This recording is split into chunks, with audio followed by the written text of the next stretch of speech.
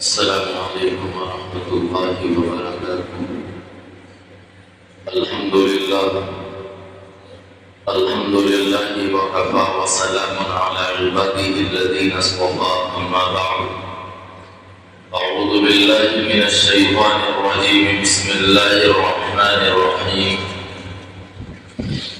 وقاتلوا في سبيل الله الذين يقاتلونكم ولا تعتدوا إن الله لا يحب المعتدين. وقال النبي صلى الله عليه وسلم: أفضل الجهاد كلمة عدل عند سلطان جائر، أو كما قال محمد صلى الله عليه وسلم. کتاب سادہ رہے گی کب تک، کبھی تو آغاز پاک ہوگا. کتاب سادہ رہے گی کب تک، کبھی تو آغاز پاک ہوگا. جنہوں نے مستی اجاڑ ڈالی، کبھی تو ان کا حساب ہوگا. اور سحر کی خوشیاں منانے والوں، سحر کے تیور بتا رہے ہیں. سحر کی خوشیاں منانے والوں، سحر کے تیور بتا رہے ہیں. ابھی تو اتنی گھٹن بڑھے گی کہ سانس لینا عذاب ہوگا. وہ دن گیا جب کہ ہر ستم کو ادائے محبوب سمجھ کے چپ تھے. وہ دن گیا کہ ہر ستم کو ادائے محبوب سمجھ کے چپ تھے. اٹھے گی ہم پر جو اینٹ کوئی تو پتھر اس کا جواب ہوگا. سکوت صحرا پہ بسنے والوں، ذرا رطو کا مزاج سمجھو. ملک ہندوستان کے موجودہ حالات، سکوت صحرا پہ بسنے والوں، ذرا رطو کا مزاج سمجھو. جو آج کا دن سکون سے گزرا تو کل کا موسم خراب ہوگا. معزز و مقتدر حضرات مصلیان، ہم اور آپ جس ملک کے اندر رہتے ہیں وہ ملک ہندوستان ہے، جس کو آزادی کا تمغہ ملا ہے 1947 کے اندر. 1947 سے لے کر سن 2013 تک جس ملک ہندوستان کو ایک سونے کی چڑیا بولی جایا کرتا تھا، اچانک سے اس ملک کے اندر ایک عجیب سی ہوا چلی کہ سورج نے بھی اپنی تاریخ بدلی، چاند بھی اپنی تاریخ بدلتا ہے، اور آسمان دنیا کے اوپر ایک عجیب تاریخ لکھنا شروع کرتا ہے. ملک ہندوستان کے اندر سن 2014 کے بعد میں ایک ایسا سورج طلوع ہوتا ہے جہاں انتہائی نفرت کے بیج بوئے جاتے ہیں. 1947 سے لے کر سن 2013 تک اسی ملک ہندوستان کے اندر بھائی چارگی تھی، اخوت تھا، محبت تھی، پیار تھا، مودت تھی، ایک دوسرے کو گلے لگایا جاتا تھا. لیکن اچانک سن 2014 کے بعد میں وہی محبت نفرت میں بدل جاتی ہے، وہی پیار دشمنی میں بدل جایا کرتا ہے. کیوں؟ اس لیے کہ ملک ہندوستان کو سن 2014 کے بعد میں ایک ایسی تقدیر لکھنے والا، ملک ہندوستان کو ایک ایسی سمت کی جانب لے جانے والا انسان میسر آتا ہے جس کو خود عقل نہیں ہے، جس کو خود تعلیم نہیں ملی. وہ کیا کسی کے تعلیم کی حفاظت کر سکتا ہے؟ ملک ہندوستان کا موجودہ منظرنامہ جو چل رہا ہے وہ ہمارے اور آپ کے سامنے ہے. یہ نعرہ لگایا جاتا ہے کہ بیٹی پڑھاؤ اور بیٹی بچاؤ. اسی ملک ہندوستان کے فضیلت الشیخ المودی وہ فرماتے تھے کہ بیٹی پڑھاؤ اور بیٹی بچاؤ. کیا کیا جنتر منتر کے اوپر آپ نے؟ ابھی 5 دن پہلے یہ وہی تو بیٹیاں ہیں جو اپنے مستقبل کو جانچ رہی تھیں، یہ وہی تو بیٹیاں تھیں جو اپنے فیوچر کی بات کر رہی تھیں، جن کا تعلق تعلیم سے تھا، جن کا تعلق پڑھائی سے تھا، جن کا تعلق یونیورسٹی اور کالجز سے تھا۔ وہاں چھاتر اور چھاترائیں کس چیز کا مطالبہ کر رہی تھیں، وہاں کے طلبہ کس چیز کا مطالبہ کر رہے تھے، وہاں اسٹوڈنٹس جو جمع ہوئے ہیں وہ سارے کس چیز کی طلب کر رہے ہیں، کس چیز کی مانگ رکھ رہے ہیں۔ وہ یہ تو نہیں کہہ رہے کہ آپ ہمیں 5 کلو غلہ دیجئے، وہ یہ تو نہیں کہہ رہے کہ آپ ہماری زمینوں کو دیجئے، وہ یہ تو نہیں کہہ رہے کہ آپ ہمارے مکانوں کو بلڈوز نہ کیجئے، وہ یہ تو نہیں کہہ رہے کہ آپ ہماری حفاظت کیجئے، بلکہ وہ اس چیز کا نعرہ لگا رہے ہیں اور اس چیز کی طلب کے اندر لگے ہیں، وہ اس چیز کی گہار لگا رہے ہیں کہ آپ نے جو ہمارے تعلیمی حصہ چھینا ہے، جو آپ نے ہم سے ایجوکیشن چھیننے کی کوشش کی ہے، آپ ہمیں اس کو واپس کر دیجئے۔ یہ وہی نعرے کی عکاسی کر رہا تھا جو آپ نے کبھی کو یہ نعرہ لگایا تھا کہ بیٹی پڑھاؤ اور بیٹی بچاؤ، لیکن آج جب جنتر منتر کے اوپر وہ بیٹیاں پہنچی ہیں، وہ بچے پہنچے ہیں، تو آپ نے بیٹی پڑھاؤ اور بیٹی بچاؤ کے نعرے کے جواب میں انہیں کیا دیا؟ وہ لاٹھیاں کھا رہی ہیں، ان کے جسم کو داغدار بنایا جا رہا ہے، کبھی ان کے کپڑوں سے کھیلا گیا، کبھی ان کی عزت نفس کو مجروح کیا گیا۔ یہی منظرنامہ ہوا تھا آج سے سن 2019 کے اندر، وہ شاہین باغ کے اندر اسلام کی شہزادیاں جب بیٹھی ہوئی تھیں، جب مسئلہ NRC اور CAA کا اٹھا تھا تو شاہین باغ کے اندر اسلام کی شہزادیاں بیٹھی ہوئی تھیں۔ اسلام کی شہزادیوں نے یہ گہار لگائی تھی آپ ہمارے مذہب کے اندر مداخلت نہیں کر سکتے ہیں۔ وہ اسلام کی شہزادیاں تھیں، وہ ہماری شیرنی تھی، وہ اسلام کی بچیاں بیٹھی تھی، وہاں اسلام کی بہنیں بیٹھی ہوئی تھی۔ تب آپ نے وہاں بھی یہی رویہ اختیار کیا تھا، وہاں بھی آپ نے لاٹھی کو چارج کرایا تھا، وہاں بھی آپ نے مقدمات کی دنیا کو عام کیا تھا، وہاں آپ نے آنسو گیس کو استعمال کیا تھا، آپ نے تو وہاں ایسے الزامات لگائے تھے جس کو زبان کے اوپر لاتے ہوئے شرم اور حیا آتی ہے۔ وہاں سمجھ میں آتا ہے اس لیے کہ وہ اسلام کی شہزادیاں تھیں، وہاں سمجھ میں آتا ہے اس لیے کہ وہاں وہ مسلمان کی بچیاں تھیں، وہاں سمجھ میں آتا ہے کہ ان کو اپنے کوکھ سے جنم دینے والی ایک مسلمان ماں تھی۔ یہ ساری باتیں سمجھ میں آتی ہیں، لیکن جو آپ نے جنتر منتر کے اوپر کیا ہے، وہاں کیا ہماری بچیاں تھیں، وہ کیا ہماری بیٹیاں تھیں؟ 99% وہ آپ کے دھرم کی بچیاں تھیں، وہ آپ کے مذہب کو فالو کرنے والی تھی، جس خدا کو آپ پوجتے ہیں اسی خدا کو وہ پوجنے والی تھی، اسی خدا کے سامنے وہ سجدہ ریز ہونے والی تھی، اسی کے سامنے وہ اپنی وندنا کیا کرتی تھی۔ کیا ہوا؟ یہ تو آپ کے دھرم کی تھی، وہ آپ کی بچیاں تھیں، آپ کی بیٹیاں تھیں۔ آپ جس دھرم سے آتے ہیں، جس دھرم سے آپ تعلق رکھتے ہیں، اسی دھرم سے تعلق رکھنے والی جنتر منتر کے اوپر بچیاں تھیں، وہاں کے بچے آپ کے دھرم کو فالو کرنے والے تھے۔ وہ کیا بچیاں بنگلہ دیش کی تھیں، وہ کیا بچیاں پاکستان سے آئی ہوئی تھیں یا کسی دوسرے ممالک سے تعلق رکھتی ہیں؟ نہیں، ان کی ماؤں نے اسی ملک کے اندر اپنے کوکھ سے بچے کو جنم دیا تھا، وہ اسی ملک کی رہنے والی ہیں، ان کے دادا اسی ملک کے رہنے والے ہیں، ان کے لکڑ دادا اسی ملک کے رہنے والے ہیں۔ آپ نے جواب میں کیا دیا انہیں؟ وہ لاٹھیاں برساتے رہے۔ ذرا آپ ویڈیوز کو اٹھا کے دیکھیے، میں اس چیز کا مخالف نہیں ہوں کہ جنتر منتر کے اوپر آپ احتجاج نہ کیجیے، بالکل کیجیے، آپ ان کی باتوں کو سن لیجیے۔ وہ اسٹوڈنٹ ہے، وہ ملک ہندوستان کا مستقبل ہے، اس میں کوئی انجینئر بنے گا تو کوئی ڈاکٹر کی حیثیت سے آئے گا، کوئی کسی بڑے عہدے کے اوپر جائے گا۔ آپ کے ملک ہندوستان کا مستقبل ان کے اندر دکھتا ہے، وہ دوسرے ممالک میں جائیں گی تو آپ کے ملک کی ترقی ہوگی، لیکن حضرات یہی تو انہیں برداشت نہیں ہے، یہی نہیں برداشت ہے۔ اور اس سے پہلے کیا کیا؟ اس سے پہلے کیا کیا؟ ایک تو ان کی سنی نہیں، وہ بیچارے پروٹیسٹ پر پروٹیسٹ کرتے رہے، وہ احتجاج کے اوپر احتجاج کرتے رہے۔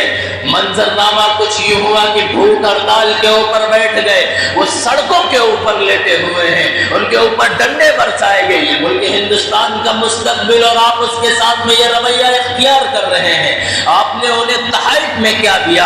آپ نے انہیں گفٹ کی طور کے اوپر کیا دیا؟ آنسو گیس آپ نے انہیں گفٹ کی طور کے اوپر کیا دیا؟ بھوک ہڑتال آپ نے انہیں گفٹ کی طور کے اوپر کیا دیا؟ لاٹھیاں برسا دی، شرم نہیں آتی، حیا نہیں آتی؟ کس منہ سے آپ یہ بات کہتے ہیں کہ بیٹی پڑھاؤ اور بیٹی بچاؤ، جب وہی بچیاں اپنے تعلیم کو لے کے اپنے مستقبل کو طے کر رہی ہیں تو آپ ان کی عزت نفس سے کھیلتے ہیں؟ وہاں کے پولیس، آپ کی جو پولیس ہے وہ ان کی عزت کے اوپر حملہ ڈالتی ہے، ان کے خاص مقام کے اوپر حملہ آور ہوتی ہے۔ آخر کیا چل رہا ہے ملک ہندوستان کے اندر؟ یہ اس سے چند دنوں پہلے ایک اور خبر وائرل ہوئی، وہ ابھی بھی گردش میں ہے، ابھی بھی چل رہی ہے کہ ملک ہندوستان کے اندر ایک مایاناز یونیورسٹی کو وجود دیا گیا تھا، ایک بڑی یونیورسٹی کو، اسے بھی آپ نے منہدم کرنے کا فرمان جاری کر دیا۔ آپ نے مساجد کو نشانہ بنایا، آپ نے مکاتب کو نشانہ بنایا، آپ نے مدارس کو نشانہ بنایا، آپ نے قبرستانوں کو بلڈوز کیا، آپ نے درگاہوں کو بلڈوز کیا، آپ نے خانقاہوں کو بلڈوز کیا۔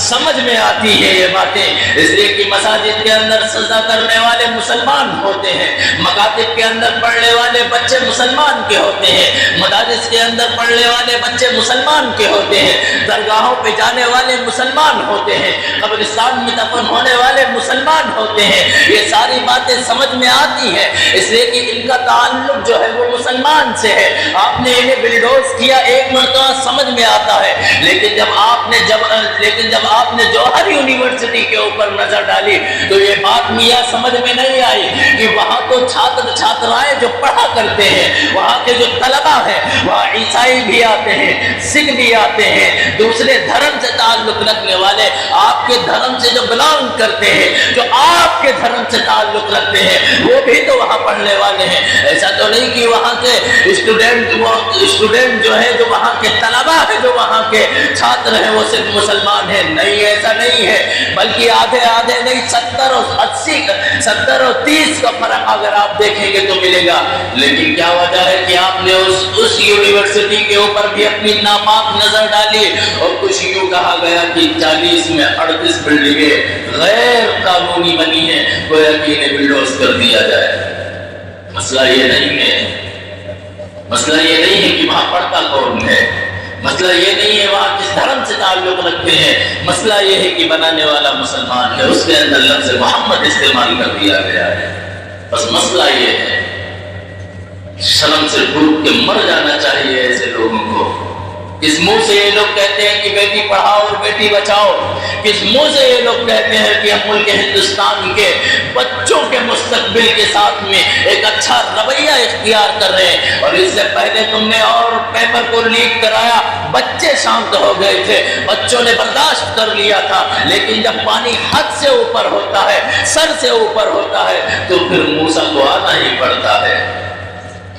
اچھا، یہ سارے مناظر جو چل رہے ہیں، اس کے اندر مسلمان ویڈیوز دیکھتا ہے، اپنا تبصرہ کرتا ہے، کوئی ان کے موافق بولتا ہے، کوئی ان کے موافق بولتا ہے، بہت غور سے سنیے گا، کوئی ان کے موافق بولتا ہے، کوئی ان کے مخالف بولتا ہے۔ میرا اپنا جو نظریہ ہے، ہمیں اس چیز سے بحث نہیں ہے کہ کون کس مذہب سے تعلق رکھتا ہے، کون سے دھرم سے آتا ہے، اس لیے کہ قرآن کہتا ہے لکم دینکم ولی دین، لکم دینکم ولی دین، تمہارا دین تمہارے ساتھ میں ہے، ہمارا دین ہمارے ساتھ میں ہے۔ اس ملک ہندوستان کے اندر جتنے مذاہب ہیں، سارے کے سارے مذہب عظمت والے ہیں، سارے کے سارے مذہب مقدس ہیں اپنی جگہ پہ۔ جو جس مذہب سے آتا ہے اس کا مذہب اسے مبارک ہو، اس لیے کہ ہم نے کہا ہے لا الہ الا اللہ، ہم نے کہا ہے محمد الرسول اللہ، ہم کہتے ہیں ایاک نعبد و ایاک نستعین، اب اسی قرآن کو ماننے والے ہیں۔ قرآن ہمیں دعوت دیتا ہے لکم دینکم ولی دین، کہ جو جس مذہب کے اوپر ہے تمہارا دین تمہیں مبارک ہو، ہمارا دین ہمیں مبارک ہو۔ کسی دوسرے کے مذہب کو ٹارگٹ نہ کرنا، کسی دوسرے کے مذہب کو لوگوں کو ٹارگٹ نہ کرنا، ان کے مذہب کو برا بھلا نہ کہنا، لیکن اسی ملک ہندوستان کے اندر سن सन 2019 کے اندر جب ہماری ماؤں نے گہار لگائی تھی، ہماری بچیوں نے گہار لگائی تھی، ہمارے بیٹوں نے گہار لگائی تھی، ہمارے بوڑھوں نے گہار لگائی تھی، ہمارے جوانوں نے گہار لگائی تھی، تو کوئی سامنے نہیں آیا تھا، تو یہ کہہ کے بات کو ختم کیا گیا تھا یہ ان کے مذہب کا معاملہ ہے، یہ ان کے دھرم سے تعلق رکھتا ہے، یہ مسلمانوں کا معاملہ ہے، یہ اپنا مذہب اپنے آپ سمجھیں گے، ان کے اوپر جو بیت رہی ہے خود سمجھیں گے، ہم نے تو ووٹ اسی بنیاد کے اوپر دیا ہے کہ ان کو پریشان کیا جائے۔ میاں یاد رکھیے گا یہ کسی کے سگے نہیں ہے۔ وہ ایک شخص کہتا ہے نا کہ جو اپنی پتنی کی سرکشا نہ کر سکا وہ ہندوستان کی کیا سرکشا کرے گا؟ اور پھر یو پی کا حال دیکھیے، وہ کیا بچوں کے درد کو سمجھے، اور وہ کیا بیویوں کے درد کو سمجھے، جن کی خود کی بیویاں نہیں اور جن کے خود کے بچے نہیں، وہ دوسروں کے بچوں کے درد کو کیا سمجھ سکتے ہیں؟ یہ سارے مناظر چل رہے ہیں، یہ سارے مناظر ملک ہندوستان کے جو ہیں وہ آپ کی نظروں کے سامنے ہیں۔ اس کے اندر مسلمان ایک طبقہ وہ ہے جو انتہائی ڈرا ہوا ہے، وہ کہتا ہے کہ جب انہیں نہیں بخشا گیا تو ہمارا کیا ہوگا؟ یہی کہتے ہیں نا، جب انہیں نہیں بخشا گیا جو ان کے خود کے دھرم سے تعلق رکھتے ہیں، جب انہیں نہیں ان لوگوں نے چھوڑا، انہیں نہیں بخشا تو ہمارا کیا یہ حال کریں گے؟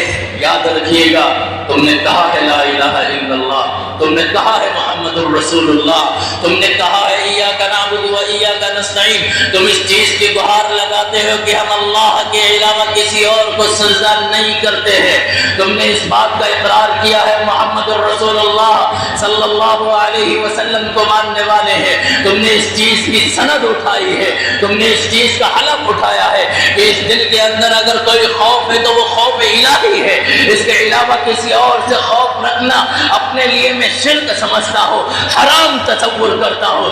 اس دل کے اندر اگر کسی اور کا ڈر بیٹھ سکتا ہے، نہیں ہو سکتا ہے ایسا۔ ہم نے کہا ہے لا الہ الا اللہ، ہم نے کہا ہے اللہ اکبر، کہ ہمارے لیے صرف اللہ بڑا ہے، کوئی اور بڑا نہیں ہو سکتا ہے، ہم کسی اور سے نہیں ڈرتے ہیں، ہم کسی اور سے خوف زدہ ہو جائے یہ نہیں ہو سکتا ہے۔ ہم نے کہا ہے لا الہ الا اللہ، ہم نے کہا ہے محمد الرسول اللہ، ہم نے کہا ہے کہ اللہ کے علاوہ کسی اور کو سجدہ نہیں کرتے ہیں۔ یارو خوف زدہ ہونے کی ضرورت نہیں ہے، تم نے تو وراثت میں اٹھایا ہے سیدنا صدیق اکبر کو، تمہیں وراثت ملی ہے عمر بن خطاب کو، تمہیں وراثت ملی ہے سیدنا حضرت عثمان غنی کو، تمہیں وراثت ملی ہے سیدنا حضرت علی کو۔ جانتے ہیں سیدنا حضرت ابو بکر کون ہے؟ جب منکرین ختم نبوت اٹھا ہے، اس نے کہا کہ میں محمد الرسول اللہ کے بعد میں ایک اور نبی آ سکتا ہے، تو اس کی گردن کو مارا ہے، دنیا کو بتایا تھا کہ تم ڈرنے والی جھکنے والی قوم نہیں ہو۔ جب سیدنا حضرت عمر بن خطاب رضی اللہ تعالیٰ عنہ کے سامنے ابو جہل جیسا تھراتا ہے، عتبہ جیسا تھراتا ہے، ابو لہب جیسا تھراتا ہے، تم تو اس قوم سے تعلق رکھتے ہو، تمہارا وجود کوئی خاکسار نہیں ہے، تمہارا وجود ایسا نہیں ہے، تم کوئی ٹمٹماتا ہوا چراغ نہیں ہو، تم ایسا کوئی ہلکا سا درخت نہیں ہو کہ تیز ہوا چلے اور اڑا لے جائے۔ ملک ہندوستان کے مسلمان ہو، تم نے کہا ہے لا الہ الا اللہ، اور میں ان سے کہوں گا یہ نوجوان یہ بہت جلدی پینک ہو جایا کرتے ہیں، یہی ویڈیوز دیکھتے ہیں نا تو یہی کہتے ہیں جب انہیں نہیں چھوڑا تو ہمارا کیا ہوگا؟ یاد رکھنا تم نے کیا اپنے آپ کو کوئی چراغاہ سمجھ رکھا ہے کیا؟ تم نے کیا اپنے آپ کو کوئی چراغاہ سمجھ رکھا ہے کہ کوئی بھی گدھا آئے گا اور چل کے چلا جائے گا؟ تم نے کیا اپنے آپ کو ٹمٹماتا ہوا چراغ سمجھ رکھا ہے کہ تیز ہوا چلے اور بجھ جائے؟ تم نے کیا کوئی ہلکا سا اپنے آپ کو درخت سمجھ رکھا ہے کہ تیز ہوا کا جھونکا آئے اور گر جائے؟ تم نے کیا دریا کے اوپر بہتا ہوا جو اوپر کوڑا ہوتا ہے وہ اپنے آپ کو سمجھ لیا ہے کہ تیز ہوا چلے اور اڑا لے جائے؟ نہیں، تم تو استقامت والے ہو، تم نے کہا ہے ہم ابو بکر کو مانتے ہیں، تم نے کہا ہے ہم خالد بن ولید کے ماننے والے ہیں، تمہارا رشتہ تو ان سے ملتا ہے جا کے کہ جنہوں نے دریاؤں کے اوپر اپنے گھوڑوں کو دوڑایا ہے۔ اسی کو علامہ اقبال نے کہا تھا دست تو دست سہی دریا بھی نہ چھوڑے ہم نے، دست تو دست سہی دریا بھی نہ چھوڑے ہم نے، بحر ظلمات پہ دوڑا دیے گھوڑے ہم نے۔ تم تو ان سے تعلق رکھتے ہو جن کو ٹیپو سلطان کہا جاتا ہے، تم تو ان سے تعلق رکھتے ہو جسے نواب سراج الدولہ کہا جاتا ہے، تم تو ان سے تعلق رکھتے ہو جنہیں قاسم نانوتوی کہا جاتا ہے، تم تو ان سے تعلق رکھتے ہو جسے دنیا حسین احمد مدنی کہتی ہے، تم تو ان سے تعلق رکھتے ہو جسے دنیا علامہ شاہ ولی اللہ محدث دہلوی کہتی ہے۔ جانتے ہو محدث دہلوی کون ہے؟ جانتے ہو حسین احمد مدنی کون ہے؟ جس نے انگریز کی آنکھوں میں آ کے ڈال کر کہا تھا کہ حسین اپنا فیصلہ نہیں بدلے گا، اگر بدل دے گا محمد کے دین سے پھر جاؤں گا۔ کل محمد رسول اللہ کو چہرہ دکھانا ہے، اللہ کے نبی سوال کر بیٹھیں گے ہندوستان کے اوپر تیری جان کی بھلائی تھی، تو نے اپنے فیصلے کو بدل دیا تھا، گویا کہ تم میرا سچا امتی نہیں ہو سکتا۔ حسین احمد مدنی کے ماننے والے ہو، تم تو ٹیپو سلطان کے ماننے والے ہو جس نے انگریز کی آنکھوں میں آ کے ڈال کے یہ بات کہی تھی کہ گیدڑ کی 100 سالہ زندگی سے شیر کی ایک زندگی بہتر ہے۔ ہاں، اس کے ساتھ میں غداری ہوئی ہے، جب وہ پلاسی کے میدان کے اندر پڑا ہوا ہے، اس کے جسم سے روح کو کھینچ لیا گیا ہے، پرواز کر گئی ہے، اس کا جسم لاش کی طریقے سے پڑا ہے۔ انگریز اس وقت بھی اس کے قریب میں جانے کی جرات و ہمت نہیں کرتا ہے کہ ٹیپو اگر پھر سے اٹھے گا تو جہنم حاصل کرا دے گا۔ یہ خوف تھا۔ تم تو اس قوم سے تعلق رکھتے ہو جسے دنیا خالد بن ولید کہتی ہے، تم تو اس قوم سے جانتے ہیں خالد بن ولید کون ہے، جانتے ہیں سیدنا حضرت امیر معاویہ رضی اللہ تعالیٰ عنہ کون ہے۔ سیدنا حضرت امیر معاویہ رضی اللہ تعالیٰ عنہ کی ذات مبارکہ ہے جس نے رومی کتے کو یہ للکار کے کہا تھا جب اس نے کہا تھا کہ ہم مدینے کے اوپر چڑھائی کریں گے، اس نے کہا تھا کہ ہم مدینے کو ہدف بنائیں گے، اس نے کہا تھا کہ ہم مدینے کو نشانہ بنائیں گے، اس نے کہا تھا ہم مدینے کو منہدم کریں گے، اس نے کہا تھا ہم مدینے کے اوپر سوار ہوں گے۔ تو سیدنا حضرت امیر معاویہ رضی اللہ تعالیٰ عنہ نے کہا تھا، اور رومی کتے یاد رکھنا اگر تم مدینے کے اوپر حلق اٹھاتا ہے، اگر تم مدینے کے اوپر اپنی ناپاک نظروں کو چڑھاتا ہے، خدا کی قسم اٹھا کے کہتا ہوں یہ محمد سیدنا حضرت امیر معاویہ کے جملے آپ کی خدمت میں ہے۔ تم تو اس قوم سے تعلق رکھتے ہو جس نے دشمن کی آنکھوں میں آ کے ڈال کے اس سے بات کی ہے اور کہا تھا معاویہ رضی اللہ تعالیٰ عنہ، اور رومی کتے اگر تو نے مدینہ کی طرف اپنی ناپاک نظروں کو دیکھا تو معاویہ کی تلوار تیری گردن کو کاٹنے سے دریغ نہیں کر سکتی ہے۔ مسلمانوں تم تو اس قوم سے تعلق رکھتے ہو، ڈر کس بات کا ہے، خوف کس بات کا ہے؟ اور رہی بات موت کی، تو موت سے وہ ڈرے جنہیں مرنا نہیں ہوتا ہے، جن کا یہ عقیدہ نہ ہو کہ ہم مریں گے نہیں، جن کا یہ عقیدہ نہ ہو کہ ہمیں موت نہیں آئے گی۔ ہمارا آپ کا تو عقیدہ ہے نا، ارے عقیدہ رکھتے ہیں کہ نہیں رکھتے ہیں؟ موت آنی برحق ہے نا، موت آنی برحق ہے نا، تو جب موت آنی برحق ہے تو پھر موت سے ڈر کیسا ہے؟ ارے موت تو بڑی لیلا چیز ہے، موت تو بڑی محبوب چیز ہے، موت تو اللہ سے ملانے کا ایک راستہ ہے، اور وہ جان جو اللہ کے راہ میں چلی جائے، خدا کی قسم اٹھا کے کہتا ہوں دنیا کو ہمارے جیسے مرے، ہمارے جیسے ختم ہو۔ کوئی عام ویکتی جب مرتا ہے، جب کوئی عام ناگرک مرتا ہے، جب کوئی عام انسان مرتا ہے تو اسے لینے کے لیے فرشتے آتے ہیں، لیکن جب کوئی رب کے لیے جان دیتا ہے، جب کوئی رب کے لیے اپنی جان کو گواتا ہے، جب کوئی رب کے لیے اپنی جان کو دے دیتا ہے، تو یاد رکھنا اسے لینے کے لیے فرشتے نہیں آتے ہیں، اسے لینے کے لیے جبرائیل نہیں آتا ہے، اسے لینے کے لیے میکائیل نہیں آتے ہیں، اسے لینے کے لیے اسرائیل نہیں آتے ہیں، اسے لینے کے لیے اسرافیل نہیں آتے ہیں، اسے لینے کے لیے حور و ملائک نہیں آتے ہیں، اسے لینے کے لیے غلمان نہیں آتی ہے، اسے لینے کے لیے خود رب کائنات اتر کے آتا ہے۔ اللہ فرماتے ہیں اس نے جان ہمارے لیے دی ہے تو اس کا پروٹوکول اس چیز کے اندر ہوگا، اس کی عزت اس کے اندر ہوگی، اس کا احترام یہ ہے، اس کا وقار یہ ہے کہ رب خود آ جائے گا، اس کو لے کر آئے گا۔ یارو جو جان اللہ نے دی ہے اگر اللہ ہی کے لیے چلی جائے اس سے اچھی کون سی بات ہے؟ تو ڈرنے اور خوف زدہ ہونے کی ضرورت نہیں ہے، اس لیے کہ جان تو ہماری لیلا ہے، جان ہماری محبوبہ ہے، ہم جان دینے سے نہیں ڈرتے ہیں، حق کے اوپر رہتے ہیں۔ اور یاد رکھنا یہ جو ہو رہا ہے نا، مساجد کو منہدم کرنا، مکاتب کو نشانہ بنانا، مدارس کو نشانہ بنانا، یاد رکھیں یہ بات آپ سے تھی، غیر سے کہہ رہا ہوں تو آپ ہمارے حوصلے کو پست نہیں کر سکتے ہیں، آپ ہمارے حوصلے کو پست نہیں کر سکتے ہیں۔ اس لیے کہ ہم نے سیرت پڑھی ہے محمد الرسول اللہ کی، ہم نے سیرت پڑھی ہے جب ابو جہل شدت کر رہا تھا، ہم نے سیرت پڑھی ہے محمد الرسول اللہ کی جب ابو لہب نے شدت کی ہے، ابو جہل نے شدت کی ہے، ہم نے دار ارقم کو بھی پڑھا ہے، ہم نے میدان صفا کو بھی پڑھا ہے، ہم نے دارالعلوم کی وہ تاریخ بھی دیکھی ہے جب انگریز نے کہا تھا دارالعلوم کو مٹا کے رکھ دیں گے تو علماء حق علماء دیوبند نے یہ گہار لگائی تھی کہ یہ دارالعلوم مٹنے کے لیے نہیں، یہ دارالعلوم جو مٹنے کے لیے نہیں آیا ہے اسے تو پھلنے کے لیے آیا ہے۔ میں کہتا ہوں جس دین کو مٹانے کی بات آپ کرتے ہیں، یاد رکھنا اگر تمہیں اس دنیا سے دین کو مٹانا ہے مجھے مٹانا ہوگا، اگر تم مجھے مٹا دو گے خدا کی قسم تم بھی نہیں بچو گے، اس لیے کہ کائنات کا وجود ہی ہماری وجہ سے ہے۔ کائنات کا وجود کس کی وجہ سے ہے؟ ان جیسے دلوں کی وجہ سے ہے کیا؟ نہیں، ہمارے جیسوں کی وجہ سے ہے۔ ہم محمد رسول اللہ کے ماننے والے ہیں۔ اللہ رب العزت نے کہا ہے نا کائنات کا ذرہ ذرہ کس کے صدقے میں بنایا؟ بول دیا کرو اتنے بھی ستمگر نہ بنو، اتنے بھی ستمگر نہ بنو کہ دل کی بات نہ سن سکو۔ یارو کچھ تو بول دیا کرو، ہاں ہوں نہیں تو صحیح کہہ رہا غلط کہہ رہا کچھ بولتے ہی نہ ہو۔ مجھے لگا کرتا ہے میں قبرستان میں بیٹھ کے باتیں کیا کرتا ہوں تو کچھ بول دیا کریں۔ ہم کس کے ماننے والے ہیں؟ ہم کس کے اوپر عقیدہ رکھتے ہیں؟ ہمارا خدا کون ہے؟ اللہ ہے نا۔ ڈرنے کی ذات کس سے ہے؟ صرف اللہ کی ذات ہے۔ کسی اور سے خوف زدہ ہو جائے مسلمان ہونے کے اوپر کلنگ ہے، اس لیے ڈرنے کی بات نہیں ہے، ڈرنے کی بات نہیں ہے۔ ہمارا تو تاریخ سے روز اول سے یہی چلا رہا ہے، باطل کی آنکھوں میں آنکھیں ڈال کے بات کرنا، باطل کی آنکھوں میں آنکھیں ڈال کے بات کرنا۔ تو خوف زدہ ہونے کی ضرورت نہیں ہے، ڈرنے کی ضرورت نہیں ہے۔ کیا ہوگا آخر میں؟ وہی ہوگا، اللہ ہمیں جنت نصیب فرمائے گا۔